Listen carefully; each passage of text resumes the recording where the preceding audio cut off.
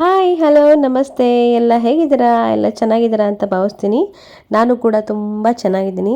ತುಂಬ ಚೆನ್ನಾಗಿ ಸಪೋರ್ಟ್ ಮಾಡ್ತಿದ್ದೀರಾ, ಹೀಗೆ ಸಪೋರ್ಟ್ ಮಾಡಿ, ಹಾಗೆ ಇನ್ನೂ ಹೆಚ್ಚೆಚ್ಚು ವೀಡಿಯೋಸ್ ನೋಡಿ ಇನ್ನೂ ಸಪೋರ್ಟ್ ಮಾಡಿ ಅಂತ ಕೇಳ್ತಾ ಇವತ್ತಿನ ವಿಡಿಯೋನ ಸ್ಟಾರ್ಟ್ ಮಾಡ್ತೀನಿ. ಇವತ್ತು ನಾವು ಕುಣಿಗಲ್ ಸಮೀಪವಿರುವ ಬಿದನಗೆರೆಯಲ್ಲಿರುವ ಶ್ರೀ ಸತ್ಯ ಶನೀಶ್ವರ ಸ್ವಾಮಿ ಸನ್ನಿಧಾನಕ್ಕೆ ಹೋಗೋಣ ಬನ್ನಿ. ಈ ದೇವಸ್ಥಾನ ಫುಲ್ ಫೇಮಸ್ ಆಗಿದೆ. ಈ ದೇವಸ್ಥಾನದ ಪವಾಡಗಳ ಬಗ್ಗೆ, ಈ ದೇವಸ್ಥಾನದ ವಿಸ್ಮಯಗಳ ಬಗ್ಗೆ, ಈ ದೇವಸ್ಥಾನದ ಬಗ್ಗೆ ತುಂಬ ಟಿ ವಿ ಚಾನಲಲ್ಲಿ, ನ್ಯೂಸ್ ಚಾನಲಲ್ಲಿ ಎಲ್ಲ ಕಡೆ ಪ್ರಸಾರ ಆಗಿದೆ ಆಲ್ರೆಡಿ. ಎಲ್ಲರೂ ಒಂದ್ಸರಿ ಟೈಪ್ ಮಾಡಿ ನೋಡಿ, ಕುಣಿಗಲ್ ಬಿದನಗೆರೆ ಶ್ರೀ ಸತ್ಯ ಶನೀಶ್ವರ ಸ್ವಾಮಿ ದೇವಸ್ಥಾನ ಅಂತ ತುಂಬ ವಿಡಿಯೋಸ್ ಬರುತ್ತೆ. ಇನ್ಮೇಲೆ ನನ್ನ ವಿಡಿಯೋನೂ ಬರುತ್ತೆ ಅಂತ ಖುಷಿ ಇದೆ. ಹಾಗೆ ಈ ದೇವಸ್ಥಾನದ ಮತ್ತೊಂದು ಆಕರ್ಷಣೆ ಅಂದರೆ ಈ ಪಂಚಮುಖಿ ಆಂಜನೇಯ ಸ್ವಾಮಿಯ ವಿಗ್ರಹ. ಇಷ್ಟು ದೊಡ್ಡ ವಿಗ್ರಹ ಇನ್ನೆಲ್ಲೂ ಇಲ್ವಂತೆ, ಇಲ್ಲೇ ಅಂತ ಇರೋದು. ನಾನು ಕೇಳ್ತಾ ಇದ್ದೀನಿ ಹಂಗಂತ. ಯಾರಾದರೂ ಇದಕ್ಕಿಂತ ದೊಡ್ಡ ವಿಗ್ರಹನ ಕರ್ನಾಟಕದಲ್ಲಿ ನೋಡಿದರೆ ನೋಡೋಣ, ಕಮೆಂಟ್ ಮಾಡಿ. ನಾನು ಇದೇ ಫಸ್ಟು ಇಷ್ಟು ದೊಡ್ಡ ವಿಗ್ರಹನ ನಾನು ನೋಡಿದ್ದು. ಇದು ಪ್ರತಿಷ್ಠಾಪನೆ ಆಗಿ ತುಂಬ ವರ್ಷ ಆಯಿತು, ಬಟ್ ನಾವು ಫಸ್ಟ್ ಟೈಮ್ ಹೋಗಿದ್ದು ಈ ಪ್ರತಿಷ್ಠಾಪನೆ ಆದಮೇಲೆ ಫಸ್ಟ್ ಟೈಮ್ ಹೋಗಿದ್ದು. ಇಲ್ಲಿ ಫಸ್ಟು ಒಂದು ದೇವಸ್ಥಾನ ಇತ್ತು, ಶನೀಶ್ವರ ಸ್ವಾಮಿ ದೇವಸ್ಥಾನ ಇತ್ತು. ಆ ದೇವಸ್ಥಾನಕ್ಕೆ ಮುಂಚೆ ಒಂದು 2 ಬಾರಿ ಹೋಗಿ ಹರಳೆಣ್ಣೆನ ದೇವರಿಗೆ ಹಾಕ್ಬಿಟ್ಟು ಬಂದಿದ್ದೀನಿ. ಅದಾದಮೇಲೆ ಈ ವಿಗ್ರಹ ಪ್ರತಿಷ್ಠಾಪನೆ ಆದಮೇಲೆ, ಈ ಪಂಚಮುಖಿ ಆಂಜನೇಯನ ವಿಗ್ರಹ ಪ್ರತಿಷ್ಠಾಪನೆ ಆದಮೇಲೆ ನಾನು ಅಲ್ಲಿಗೆ ಹೋಗಿರಲಿಲ್ಲ. ಸೊ ಆಂಜನೇಯನ ನೋಡೋಕ್ಕೋಸ್ಕರನೇ ನಾನು ಹೋಗಿದ್ದೀನಿ, ಹಾಗೆ ನಿಮಗೂ ತೋರ್ಸೋಕ್ಕೋಸ್ಕರನೇ ವಿಡಿಯೋನ ಮಾಡ್ಕೊಂಡಿದ್ದೀನಿ. ದಯವಿಟ್ಟು ಯಾರೆಲ್ಲ ಈ ವಿಡಿಯೋನ ನೋಡ್ತಾ ಇದ್ದೀರ ಎಲ್ಲರಿಗೂ ಒಳ್ಳೆಯದಾಗಲಿ ಅಂತ ಕೇಳ್ತಾ, ಯಾರ್ಯಾರು ಈ ದೇವಸ್ಥಾನಕ್ಕೆ ಹೋಗಿದ್ದೀರಾ ಅಂತ ಒಂದು ಕಮೆಂಟ್ ಮಾಡಿ. ಹಾಗೆ ಈ ವಿಗ್ರಹ ಎಷ್ಟು ಅಡಿ ಇದೆ ಅಂತಲೂ ಕೂಡ ಕಮೆಂಟ್ ಮಾಡಿ. ನೋಡಿರೋರ್ಗೆ ಗೊತ್ತಿರುತ್ತಲ್ಲ, ಸೊ ಹೇಳಿದೆ ಎಷ್ಟು ಅಡಿ ಉದ್ದ ಇದೆ ಅಂತ ಕೂಡ ನೀವು ಹೇಳಿ ಅಂತ ಹೇಳ್ತಾ, ಈ ದೇವಸ್ಥಾನ ಹೊಲಗಳ ಮಧ್ಯೆ ಇದೆ. ಸುತ್ತ ಹೊಲಗಳೆಲ್ಲ ಇದ್ದಾವೆ. ಸೊ ಅದು ಹಾಗಾಗಿ ಪಾರ್ಕಿಂಗ್ ಎಲ್ಲ ತುಂಬ ದೊಡ್ಡದಾಗಿದೆ, ವಿಶಾಲವಾಗಿದೆ. ಆಮೇಲೆ ದೇವಸ್ಥಾನದ ಹತ್ರ ಆ ಕಡೆ ಈ ಕಡೆ ಗಜಿಬಿಜಿ ಗಿಲಿಬಿಲಿ ಎಲ್ಲ ಇಲ್ಲ. ಸುತ್ತ ಒಂಥರ ಹೊಲ ಗದ್ದೆ ಈ ಥರ ಟೈಪ್ ಇರೋದ್ರಿಂದ ಖುಷಿಯಾಗುತ್ತೆ. ಒಂದು ಸ್ವಲ್ಪ ಹೊತ್ತು ಟೈಮ್ ಪಾಸ್ ಮಾಡ್ಬೋದು, ಮನಸ್ಸಿಗೆ ಹಗುರ ಆಗುತ್ತೆ, ಪ್ರಶಾಂತವಾಗಿ ಕೂತು ದೇವರನ್ನ ಕಣ್ತುಂಬ್ಕೋಬಹುದು. ಯಾರ್ಯಾರು ಹೋಗಿಲ್ವೋ ಒಂದ್ಸರಿ ಈ ದೇವಸ್ಥಾನಕ್ಕೆ ಹೋಗಿ. ಈಗ ದೇವಸ್ಥಾನದೊಳಗೆ ಹೋಗೋಣ ಬನ್ನಿ. ಹೋಗ್ತಾನೆ ಇಲ್ಲಿ ಚಿರುಮುರಿ ಅದು ಇದು ಸಿಗುತ್ತೆ. ಆಮೇಲೆ ಟಾಂಗಾ ರೈಡ್ ಕೂಡ ಇದೆ. ಇಲ್ಲಿ ಮಕ್ಕಳನ್ನ ಕರ್ಕೊಂಬಂದರೆ ನಾವು ಟಾಂಗಾ ರೈಡ್ ಮಾಡಿಸಿ ಖುಷಿ ಪಡಿಸ್ಬೋದು. ನೋಡಿ ಆಂಜನೇಯನ ಎಷ್ಟು ನೋಡ್ರೂ ಸಾಲ್ವಲ್ದು. ನನಗಂತೂ ಆಂಜನೇಯನ ವಿಗ್ರಹನ ನೋಡಿ ಎಷ್ಟು ವಿಡಿಯೋ ಮಾಡ್ಕೊಬಿಟ್ನೋ ಗೊತ್ತಿಲ್ಲ. ಇಲ್ಲಿ ಫೋಟೋಸ್ ಎಲ್ಲ ಇತ್ತು, ಹಾಗೆ ಅದನ್ನು ಕ್ಯಾಪ್ಚರ್ ಮಾಡಿಕೊಂಡೆ ನಿಮಗೆಲ್ಲ ತೋರ್ಸೋಕ್ಕೆ ಅಂತ. ಹಾಗೆ ನಡೀರಿ ಒಳಗೆ ಹೋಗೋಣ. ಹೆಂಗಿದೆ ಗೊತ್ತು ದೇವಸ್ಥಾನ, ಸ್ವರ್ಗದ ಥರ ಕಟ್ಟಿದ್ದಾರೆ. ಫಸ್ಟ್ ಚಿಕ್ಕ ಟೆಂಪಲ್ ಇತ್ತಿದ್ದು. ನಾನು ತುಂಬ ವರ್ಷಗಳ ಹಿಂದೆ, ಒಂದು 6-7 ವರ್ಷಗಳ ಹಿಂದೆ ಬಂದಾಗ ಸಣ್ಣ ದೇವಸ್ಥಾನ ಇತ್ತು. ಈಗ ಸ್ವರ್ಗನೇ ಸೃಷ್ಟಿ ಮಾಡಿದ್ದಾರೆ ಅಂತ ಹೇಳ್ಬೋದು. ಅಷ್ಟು ದೊಡ್ಡ ದೇವಸ್ಥಾನ ಆಗಿದೆ.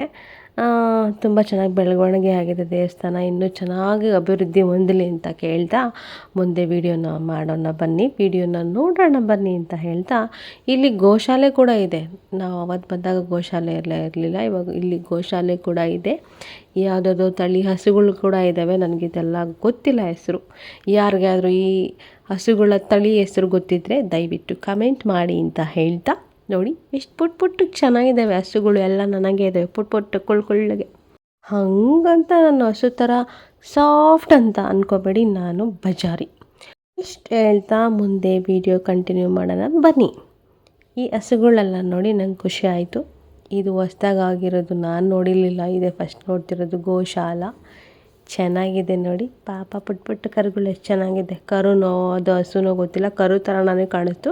ಸೊ ನಾನು ಕರು ಅಂದೆ. ಒಂದು ದೊಡ್ಡದು ಹಸು ಇದೆ, ಅದ್ರ ತಳಿ ಹೆಸರೆಲ್ಲ ನನಗೆ ಗೊತ್ತಿಲ್ಲ. ಅದಾದಮೇಲೆ ಇಲ್ಲಿ ದಾಸೋಹ ಇದೆ. ಯಾವಾಗ ಎಷ್ಟೊತ್ತಿಗೆ ಯಾರೇ ಬಂದರೂ ಊಟ ಹೊಟ್ಟೆ ತುಂಬ ಹಾಕಿ ಕಳಿಸ್ತಾರೆ. ಇದು ಇಲ್ಲಿನ ದಾಸೋಹ. ನಾವಲ್ಲಿ ಹೋಗೋಕ್ಕಾಗಲಿಲ್ಲ, ಯಾಕೆಂದರೆ ನಾವು ಹೋದಾಗಲೇ ಲೇಟ್ ಆಗಿತ್ತು. ಸೊ ಜ್ಯೂಸು ಕುಡಿದ್ಬಿಟ್ಟು ಹೊಟ್ಟೆಲ್ಲ ತುಂಬಿತ್ತು. ನಾವು ದಾಸೋಹದ ಕಡೆಗೆ ಹೋಗೋಕ್ಕಾಗಲಿಲ್ಲ. ನೆಕ್ಸ್ಟ್ ಏನಾದರೂ ಹೋದೆ ದಾಸೋಹದ ವಿಡಿಯೋ ಮಾಡ್ಕೊತೀನಿ. ಇದು ಎಂಟ್ರೆನ್ಸು. ಇಲ್ಲೇ ಪೂಜೆ ಸಾಮಾನೆಲ್ಲ ಮಾರ್ತಿರ್ತಾರೆ, ಬೇಕಾದ್ರೆ ತಗೋಬೋದು.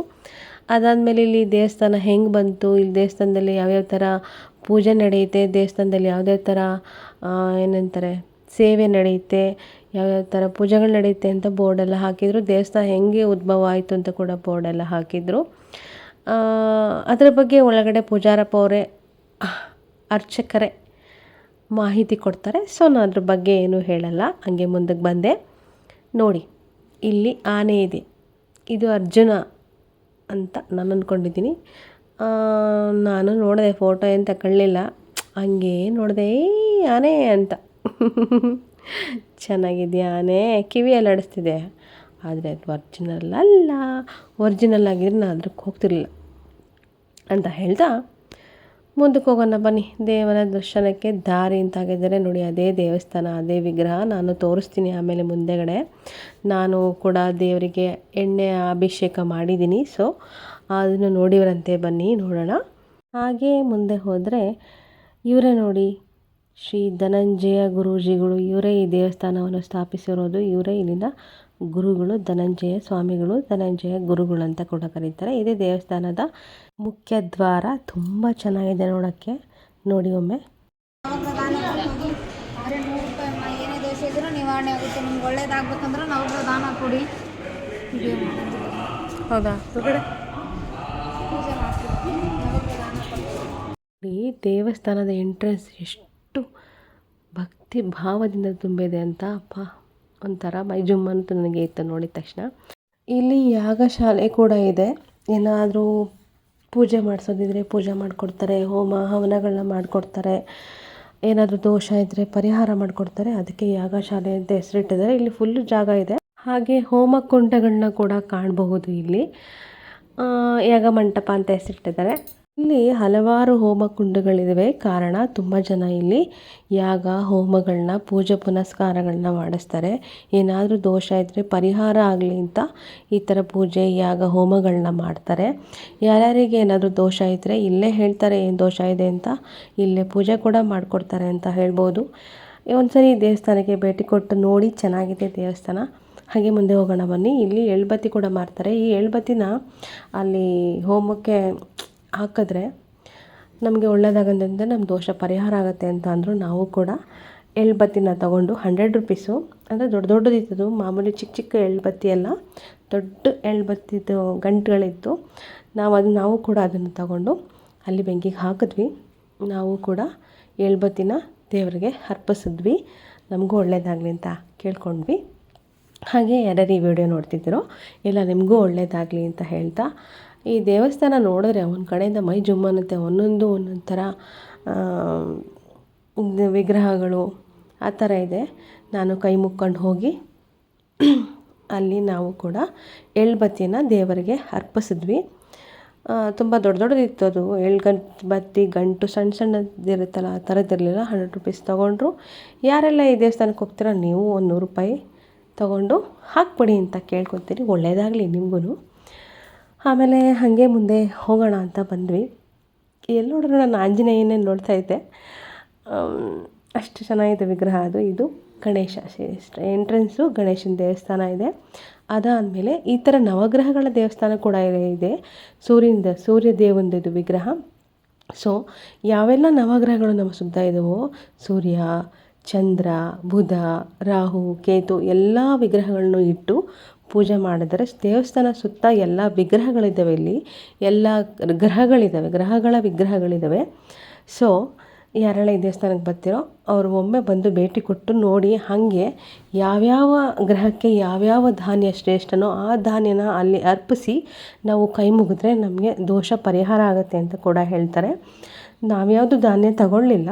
ಸೊ ಕೈ ಮುಕ್ಕೊಂಡು ಬಂದ್ವಿ. ಈಗ ಹಿಂಗೆ ಮಂಗಳ ಗ್ರಹ ಇದು. ಸೊ ಮಂಗಳ ಗ್ರಹಕ್ಕೆ ಏನು ಶ್ರೇಷ್ಠನೋ ಆ ಧಾನ್ಯನ ಅಲ್ಲಿಟ್ಟು ದೇವರಲ್ಲಿ ಬೇಡ್ಕೊಂಡ್ರೆ ನಮ್ಮ ದೋಷಗಳು ಪರಿಹಾರ ಆಗುತ್ತೆ ಅಂತ ಎಲ್ಲರ ನಂಬಿಕೆ. ಸೊ ಬಂದು ನೋಡಿ, ಇಲ್ಲೂ ಒಂದು ಹೆಸರು ತೊಗರಿಬೇಳೆ ಇಟ್ಟಿದ್ದಾರೆ. ಇಲ್ಲಿ ತೊಗರಿಬೇಳೆ ಯಾವ ಗ್ರಹಕ್ಕೆ ಶ್ರೇಷ್ಠ ಅಂದರೆ ಬುಧ ಗ್ರಹಕ್ಕೆ ತೊಗರಿಬೇಳೆನ ಅರ್ಪಿಸಿ ನಮ್ಮ ದೋಷ ಪರಿಹಾರ ಮಾಡಪ್ಪ ಅಂತ ಕೇಳಿದ್ರೆ ನಮ್ಮ ದೋಷ ಪರಿಹಾರ ಆಗುತ್ತೆ. ಅದೇ ಥರ ಇಲ್ಲಿ ದೇವಸ್ಥಾನ ಸುತ್ತಲೂ 9 ಗ್ರಹಗಳ ದೇವಸ್ಥಾನ ಕೂಡ ಇದೆ. ಚಿಕ್ಕ ಚಿಕ್ಕ ದೇವಸ್ಥಾನ ಇದೆ. ಅಲ್ಲಿ ಯಾವ್ಯಾವ ಗ್ರಹಕ್ಕೆ ಯಾವ್ದು ಧಾನ್ಯ ಶ್ರೇಷ್ಠನೋ ಆ ಧಾನ್ಯನ ಇಟ್ಟು ದೇವರಲ್ಲಿ ಬೇಡ್ಕೊಂಡ್ರೆ ಒಳ್ಳೆಯದಾಗತ್ತೆ. ಸೊ ಎಲ್ಲ ವಿಗ್ರಹಗಳನ್ನೂ ನೋಡ್ಕೊಂಡು ಬಂದು ಸ್ಪೀಡಾಗಿ ಮಾಡಿದ್ದೀನಿ. ಯಾಕೆಂದರೆ ವಿಡಿಯೋ ತುಂಬ ಲ್ಯಾಗ್ ಆಗಿಬಿಡುತ್ತೆ. ಈಗ ಆಲ್ರೆಡಿ ದೊಡ್ಡದಾಗ್ಬಿಟ್ಟಿದೆ ವಿಡಿಯೋ. ಅದನ್ನು ಆದಷ್ಟು ಶಾರ್ಟ್ ಮಾಡೋಕ್ಕೆ ಟ್ರೈ ಮಾಡಿದೆ, ಬಟ್ ಆಗಲಿಲ್ಲ. ಸ್ಪೀಡ್ ಮಾಡಿದ್ದೀನಿ. ದಯವಿಟ್ಟು ಮನಸ್ಸಿಟ್ಟು ನೋಡಿ. ಹಾಗೆ ಇಲ್ಲಿ ದೇವಸ್ಥಾನಕ್ಕೆ ಹೋಗಿ ಎಲ್ಲ ವಿಗ್ರಹಗಳನ್ನ ಎಲ್ಲ ಗ್ರಹಗಳನ್ನ ನೋಡೋದಾಯಿತು. ನೆಕ್ಸ್ಟು ದೇವಸ್ಥಾನದ ಒಳಗೆ ಹೋಗೋಣ ಬನ್ನಿ. ಇದೇ ಮೇನ್ ಗರ್ಭಗುಡಿ ದೇವಸ್ಥಾನ. ಇಲ್ಲೇ ಒಳಗಡೆ ಶ್ರೀ ಸತ್ಯ ಶನೀಶ್ವರ ಸ್ವಾಮಿ ದೇವರ ವಿಗ್ರಹ ಇದೆ. ದೇವರು ಕೂಡ ಅಲ್ಲೇ ಇದ್ದಾರೆ, ಬನ್ನಿ ನೋಡೋಣ ಅಂತ ಹೇಳ್ತಾ ಹಾಗೆ ಈ ಗೋಡೆ ಮೇಲೆ ಮಠದ ನಿರಂತರ ಸೇವೆ ಅಂತ ಏನೇನು ಸೇವೆ ಇದೆಯೋ ಅದ್ರ ಬಗ್ಗೆ ಡೀಟೇಲ್ಸ್ ಹಾಕಿದರು. ಅನ್ನದಾನ ನಡೆಯೋದ್ರಿಂದ ಯಾರಾದರೂ ಹೋದರೆ ದಯವಿಟ್ಟು ನಿಮ್ಮ ಕೈಲಾದ ಸಹಾಯ ಮಾಡಿ. ಈಗ ದೇವಸ್ಥಾನದ ಗರ್ಭಗುಡಿಯ ಒಳಗೆ ಹೋಗೋಣ ಬನ್ನಿ. ಎಲ್ಲರೂ ದೇವರಿಗೆ ಕಣ್ತುಂಬ್ಕೊಳ್ಳಿ ಅಂತ ಕೇಳ್ತಾ ದೇವಸ್ಥಾನಕ್ಕೆ ಒಳಗೆ ಹೋಗಿದ ತಕ್ಷಣ ಈ ಥರ ಎಣ್ಣೆ ಬಾಟ್ಲುಗಳಿಟ್ಟಿದ್ದಾರೆ. ಇದೆಲ್ಲ ಎಳ್ಳೆಣ್ಣೆ. ದೇವರಿಗೆ, ಶನೀಶ್ವರ ಸ್ವಾಮಿಗೆ ದೇವರಿಗೆ ಪ್ರಿಯವಾದ ಎಳ್ಳೆಣ್ಣೆ ಡಬ್ಬಗಳನ್ನ ಮಾರ್ತಾ ಇರ್ತಾರೆ. ಸೊ ಆ ಎಳ್ಳೆಣ್ಣೆ ಡಬ್ಬಗಳನ್ನ ತಗೊಂಡು ನಾವು ವಿಗ್ರಹ ಇದೆ ಇಲ್ಲಿ, ಈ ಒಂದು ನಿಮಿಷ ನೋಡಿ, ಹಾಗೆ ಈ ವಿಗ್ರಹಕ್ಕೆ ನಾವು ಅಭಿಷೇಕ ಮಾಡಿದ್ರೆ ನಮ್ಮ ಸಕಲ ಪಾಪಗಳು, ಸಕಲ ದೋಷಗಳು ನಿವಾರಣೆ ಆಗುತ್ತಂತೆ. ಸೊ ಯಾರೆಲ್ಲ ಹೋಗ್ತೀರಾ, ಒಂದು 100 ರೂಪಾಯಿ ಖರ್ಚು ಮಾಡಿ ಆ ವಿಗ್ರಹಕ್ಕೆ ನೀವು ಎಳ್ಳೆಣ್ಣೆ ಅಭಿಷೇಕ ಮಾಡಿ, ನಿಮಗೂ ಕೂಡ ಒಳ್ಳೆಯದಾಗಲಿ ಅಂತ ಕೇಳ್ತಾ ನಾನು ಅಭಿಷೇಕ ಮಾಡಿದ್ದೀನಿ ನೋಡಿ. ಇದು ಬಿದನಗಿರಿ 161 ಅಡಿ ಪಂಚಮುಖಿ ಆಂಜನೇಯ ಪುಣ್ಯಕ್ಷೇತ್ರ. ಇಲ್ಲಿ ಸತ್ಯಶನೇಶ್ವರ ಮೂಲ ಬಂದು ಉತ್ತದಿಂದ ಮೂಡಿ ಶನೇಶ್ವರ ಬಂದು ಇಲ್ಲಿ ನೆಲೆಸಿರೋವಂಥದ್ದು. ಇಲ್ಲಿ ಸುಮಾರು ಶನಿವಾರ ಬಂತು ಅಂದರೆ ತುಂಬ ಭಕ್ತಾದಿಗಳ ಜನಸಾಗರವೇ ಬಂದು ಇಲ್ಲಿ ಭಗವಂತನ ಸೇವೆಗೆ ಒಂದು ಪ್ರೇರಣೆ ಕೊಟ್ಟು ಇಲ್ಲಿ ತುಂಬ ಅದ್ಭುತವಾದ ಶಕ್ತಿ ಇದೆ ಈ ಜಾಗದಲ್ಲಿ. ಆಮೇಲೆ ನವಗ್ರಹಗಳ ದಂಪತಿಗಳ ದೇವಸ್ಥಾನ ಮತ್ತು 161 ಅಡಿ ಪಂಚಮುಖಿ ಆಂಜನೇಯ ಸ್ವಾಮಿ ಒಂದು ನೆಲೆ ನಿಂತಹ ಪುಣ್ಯಕ್ಷೇತ್ರ ಅಂದು ಅದು ಬಿದನಗಿರಿ ಅಂತಲೇ ಹೇಳ್ಬೋದು. ಇಲ್ಲಿ ದಾಸೋಹ ಮತ್ತು ಬಂದಂಥ ಭಕ್ತಾದಿಗಳಿಗೆ ಒಂದು ಅವ್ರ ಸೇವೆಗಳಾಗಿರ್ಬೋದು ತುಂಬ ಅದ್ಭುತವಾಗಿ ನಡೀತದೆ, ತುಂಬ ಚೆನ್ನಾಗಿ ನಡೆಯುತ್ತೆ. ತುಂಬ ಒಂದು ಶಕ್ತಿಯುತವಾದಂಥ ಜಾಗ ಅಂತಲೇ ಹೇಳ್ಬೋದು. Thank you sir. ಹೇಳೋದಕ್ಕೆ ಅಲ್ಲಂತ ಸ್ವೀಟ್ ಹೇಳಿ ನೋಡಿದ್ರಾ, ಇಲ್ಲಿನ ಸ್ಥಳ ಪುರಾಣ, ಸ್ಥಳದ ಮಹಿಮೆ ಬಗ್ಗೆ ಕೂಡ ಇಲ್ಲಿರೋ ಅರ್ಚಕರು ಕೂಡ ಹೇಳಿದ್ದಾರೆ. ಎಲ್ಲ ಕೇಳ್ಕೊಳ್ಳಿ. ಹಾಗೆ ಎಲ್ಲ ಬಂದು ಒಮ್ಮೆ ಎಳ್ಳೆಣ್ಣೆನ ದೇವರಿಗೆ ಅಭಿಷೇಕ ಮಾಡಿ ನಿಮ್ಮ ಸಕಲ ಪಾಪ, ಸಕಲ ದೋಷಗಳನ್ನ ಪರಿಹಾರ ಮಾಡ್ಕೊಳ್ಳಿ ಅಂತ ಹೇಳ್ತಾ ನೋಡಿ, ನಾನು ಈಗ ಅಭಿಷೇಕ ಮಾಡ್ತೀನಿ ನೋಡಿ, ಆಯಿತಾ. ಭಕ್ತಿಯಿಂದ ಫಸ್ಟು ದೇವರಲ್ಲಿ ಕೇಳ್ಕೊಳ್ಳಿ. ನಾನು ತೊಗೊಂಡೆ ಎಣ್ಣೆನ, ದುಡ್ಡು ಕೊಟ್ಟು ಎಣ್ಣೆ ತೊಗೊಂಡೆ, ಎಳ್ಳೆಣ್ಣೆ ತೊಗೊಂಡು ದೇವರಿಗೆ ನನ್ನ ಆಸೆಗಳೇನಿದೆ, ನನ್ನ ಅನಿಸಿಕೆಗಳೇನಿದೆ, ನನ್ನ ಜೀವನದಲ್ಲಿ ಕೆಲವು ಆಸೆಗಳಿರ್ತಾವಲ್ಲ, ಎಲ್ಲರಿಗೂ ಒಂದು ಗುರಿ ಇರುತ್ತಲ್ಲ, ಅದನ್ನು ಈಡೇರಿಸಪ್ಪ, ನನಗೆ ಒಳ್ಳೇದು ಮಾಡಪ್ಪ ಅಂತ ಕೇಳಿಕೊಂಡು ನಾನು ಕೂಡ ಎಳ್ಳೆಣ್ಣೆ ಅಭಿಷೇಕನ ಸ್ವಾಮಿಯವರಿಗೆ ಮಾಡಿದೆ. ನಾನು ಎಳ್ಳೆಣ್ಣೆ ಅಭಿಷೇಕ ಮಾಡಿದ್ಮೇಲೆ ನನ್ನ ಮನಸ್ಸು ಹಗುರ ಆಯಿತು. ಯಾವುದೋ ಒಂದು ಶಕ್ತಿ ನನ್ನ ಕಾಯುತ್ತೆ, ಕಾಪಾಡುತ್ತೆ ಅಂತ ಭರವಸೆ ಬಂತು. ದೇವರಿದ್ದಾರೆ, ಕಾಪಾಡ್ತಾರೆ. ಭಕ್ತಿಯಿಂದ ನಾವು ನಂಬಿಕೆ ಇಡಬೇಕು. ನಂಬಿಕೆ ಒಂದಲ್ಲ ಒಂದು ದಿವಸ ನಮ್ಮನ್ನು ಕಾಯುತ್ತೆ ಅಂತ ನಾನು ನಂಬಿದ್ದೀನಿ. ಸೊ ಅದಾಗೋವರೆಗೂ ತಾಳ್ಮೆಯಿಂದ ಕಾಯ್ತಾ ನಮ್ಮ ಗುರಿ ಕಡೆ ಗಮನ ಕೊಡೋಣ ಅಂತ ಹೇಳ್ತಾ ನನಗೂ ಖುಷಿ ಆಯಿತು. ಅಲ್ಲಿ ಹೋಗಿ ನಾನು ದೇವರಿಗೆ ಎಳ್ಳೆಣ್ಣೆ ಅಭಿಷೇಕ ಮಾಡಿದ್ದು ನನಗೆ ಖುಷಿ ಆಯಿತು. ಸೊ ನೀವು ಆ ಕಡೆ ಹೋದರೆ ಈ ಒಂದು ಅಭಿಷೇಕನ ಮಾಡಿ ನಿಮ್ಮ ಕಷ್ಟಗಳನ್ನ ದೂರ ಮಾಡ್ಕೊಳ್ಳಿ, ನಿಮ್ಮ ಆಸೆಗಳನ್ನ ಈಡೇರಿಸ್ಕೊಳ್ಳಿ, ನಿಮ್ಮ ದೋಷಗಳನ್ನ ಪರಿಹಾರ ಮಾಡ್ಕೊಳ್ಳಿ ಅಂತ ಕೇಳ್ತಾ ನೆಕ್ಸ್ಟ್ ಇನ್ನೊಬ್ಬರು ಸ್ವಾಮಿಗಳು ಈ ದೇವಸ್ಥಾನದ ಬಗ್ಗೆ ಮಾತಾಡಿದರೆ ಕೇಳಿ. ಶನೀಶ್ವರ ಕ್ಷೇತ್ರದಲ್ಲಿ ಏನೇ ದೋಷ ಇದ್ದರೂ ಕೂಡ ಪರಿಹಾರ ಆಗುತ್ತೆ. ಎಳ್ಳೆಣ್ಣೆ ಅಭಿಷೇಕ ಮಾಡಿದ್ರೆ ಮೂಲ ಸ್ಥಾನ ಇದೆ. ಮೂಲ ಎಳ್ಳೆ ಹಣ್ಣುಕಾಯಿ ಪೂಜೆ ಇರೋದ್ರಲ್ಲಿ ಭಗವಂತನಿಗೆ ಎಳ್ಳೆಣ್ಣೆ ಅಭಿಷೇಕ ಇರುತ್ತೆ. ಹಾಗಾಗಿ ನವಗ್ರಹ ದಂಪತಿಗಳಿಗೆ ನವಧಾನ್ಯಗಳನ್ನ ಹಾಕೋದ್ರಿಂದ ನವಗ್ರಹಗಳ ದೋಷ ಕೂಡ ಪರಿಹಾರ ಆಗುತ್ತೆ. ಏನೇ ಸಮಸ್ಯೆ ಇದ್ದರೂ ಕೂಡ ದೊರಕುತ್ತೆ. ಬಂದಂಥ ಭಕ್ತಾದಿಗಳು ಒಂದು ಶುಕ್ರವಾರ ಬಂದು ಶನಿವಾರ ಹೋಗೋದ್ರಿಂದ ಏನೇ ದೋಷ ಇದ್ದರೂ ಕೂಡ ಪರಿಹಾರ ಆಗುತ್ತೆ. ಒಂದಿನ ಬಂದು ಮಲಗೋದ್ರಿಂದ ತುಂಬ ಅನುಕೂಲ ಆಗುತ್ತೆ. ಭಕ್ತಾದಿಗಳು ಬಂದು ತುಂಬ ಚೆನ್ನಾಗಿ ಬರ್ತಾಯಿದ್ದಾರೆ, ತುಂಬ ವಿಘ್ನೇಶ್ವರ ಆಗ್ತಾಯಿದೆ. ಭಗವಂತನ ಸೇವೆ ಮಾಡೋದ್ರಿಂದ ಏನೇ ದೋಷ ಇದ್ದರೂ ಕೂಡ ಪರಿಹಾರ ಆಗುತ್ತೆ. ಏನೋ ಕಾರ್ಯ ಮಾಡಿದ್ರು ಕೂಡ ಸಿದ್ಧಿ ಆಗುತ್ತೆ. ಒಂದು ಎಣ್ಣೆ ಅಭಿಷೇಕ ಮಾಡಿ ಒಂದು ಎಳ್ಳು ಬತ್ತಿ ಯಾರು ಹಚ್ಚುತ್ತಾರೋ ಅವ್ರ ಮನೇಲಿ ಏನೇ ದೋಷ ಇದ್ದರೂ ಕೂಡ ಪರಿಹಾರ ಆಗುತ್ತೆ ಅಂತ ಹೇಳೋಕ್ಕೆ ಇಷ್ಟಪಡ್ತೀನಿ. ಭಗವಂತನ ಸನ್ನಿಧಿ ನಮ್ಮಲ್ಲಿ ಧನ್ಯವಾದಗಳು ಮಾಹಿತಿ ಕೊಟ್ಟಿದ್ದಕ್ಕೆ. ನೋಡಿದ್ರ ಅವ್ರ ಮಾಹಿತಿ ಈ ಥರ ಇತ್ತು. ಸೊ ಯಾರ್ಯಾರಿಗೆ ದೋಷ ಇದೆ ಅನಿಸುತ್ತೋ ಅವರು ಒಮ್ಮೆ ಈ ದೇವಸ್ಥಾನಕ್ಕೆ ಭೇಟಿ ಕೊಟ್ಟು ನಿಮ್ಮ ಕಷ್ಟಗಳ ಬಗ್ಗೆ ಹೇಳ್ಕೊಂಡ್ರೆ ಅವರು ನಿಮಗೆ ಪರಿಹಾರ ಕೊಡ್ತಾರೆ. ನೋಡಿ, ಇದು ಊದುಬತ್ತಿ ಅಂತೆ, ಎಷ್ಟು ಉದ್ದ ಇದೆ. ಇದು ಮೋಸ್ಟ್ಲಿ ಬೆಳಗ್ಗೆ ಹಚ್ಚಿದ್ರೆ ಸಂಜೆವರೆಗೂ ಉರಿಬಹುದು ಅಂದ್ಕೋತೀನಿ ನಾನು. ಅದು ಊದುಬತ್ತಿ ಅಂತ ನನಗೆ ಗೊತ್ತಿರಲಿಲ್ಲ. ಆಮೇಲೆ ಗೊತ್ತಾಯಿತು ಅದು ಊದುಬತ್ತಿ, ಊದಿನ ಕಡ್ಡಿ ಅಂತ. ನೆಕ್ಸ್ಟ್ ಗುರುಗಳು ಕೂರೋ ಜಾಗ ಇದು. ಗುರುಗಳು, ಸ್ವಾಮೀಜಿಗಳು ಕೂರುವ ಜಾಗ ಇದು. ನಾನು ಜಸ್ಟ್ ಅವ್ರದ್ದು ವಿಡಿಯೋ ದೂರದಿಂದ ತಕ್ಕೊಳ್ಳೋಣ ಅಂತ ನೋಡ್ತಿದ್ದೆ. ಅಷ್ಟೊತ್ತಿಗೆ ಆ ಗುರುಗಳೇ ನಮ್ಮನ್ನು ಕರೆದು, ಬನ್ನಿ ವಿಡಿಯೋ ಮಾಡ್ಕೊಳ್ಳಿ, ಪರವಾಗಿಲ್ಲ ಅಂತ ವಿಡಿಯೋ ಮಾಡಿಕೊಡ್ತೀನಿ ಅಂತ ಕರೆದ್ರು. ಸೊ ನಾನು ಒಳಗೋದೆ. ತುಂಬ ಸೌಮ್ಯ ಸ್ವಭಾವದಿಂದ ಮಾತಾಡಿಸಿದ್ರು. ಸಂತೋಷ ಆಯಿತು. ನಗುಬುಂಗದಿಂದನೇ ನಮ್ಮನ್ನು ಮಾತಾಡಿಸಿ ಆಶೀರ್ವಾದ ಮಾಡಿ ಕಳಿಸಿದ್ರು. ಆಮೇಲೆ ಇಲ್ಲಿ ಕೃಷ್ಣಂದಿಟ್ಟಿದ್ರು ತೂಗುಯ್ಯಾಲೆ. ನಾನು ಒಂದು ಸರಿ ತೂಗಿದೆ. ಮಕ್ಕಳಾಟ ಅಂತಾರಲ್ಲ ಆ ಥರ ತೂಗಿದೆ. ಹಾಗೆ ಇದು ಪಾರ್ಟ್ 1 ವಿಡಿಯೋ ಆಗಿರುತ್ತೆ. ಇದು 2 ಪಾರ್ಟಾಗಿ ನಾನು ವಿಡಿಯೋ ಮಾಡ್ತೀನಿ. ಕಾರಣ ಯಾಕಂದರೆ ವಿಡಿಯೋ ದೊಡ್ಡದಾಗ್ಬಿಡುತ್ತೆ. ಈಗ ಆಲ್ರೆಡಿ ದೊಡ್ಡದಾಗ್ಬಿಟ್ಟಿದೆ, 15 ನಿಮಿಷ ಆಗಿದೆ.